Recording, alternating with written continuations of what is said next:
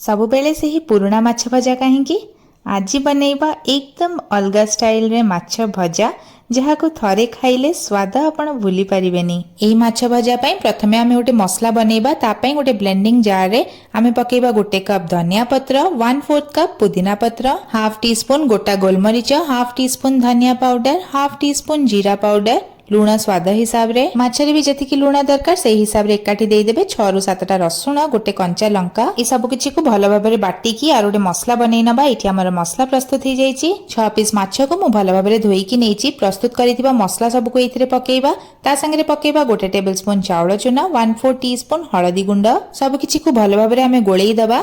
माछर सब पीस रे जेमति मसला तक भलो से पूरा कोट हबो सेही भलिया गोळेइबे। मसला सब को हाथ रे भलो रे घसी घसी की माछ सब रे लगेई की 15 मिनिट या मैरिनेट हवा छाड़ दबा। गैस रे गोटे पैन बसैबा माछ को भाजिला भलिया सफिशिएंट तेल सेथिरे पकेइबा। तेलटा भलो रे गरम हे गले माछ पीस को एथिरे पकेइबा। मीडियम आंच रे माछ को हमें भाजिबा। गोटे साइड भलो रे भाजी हबा पई पाखा पाखी 3 ରୁ 4 मिनिट रो टाइम लागि थाए।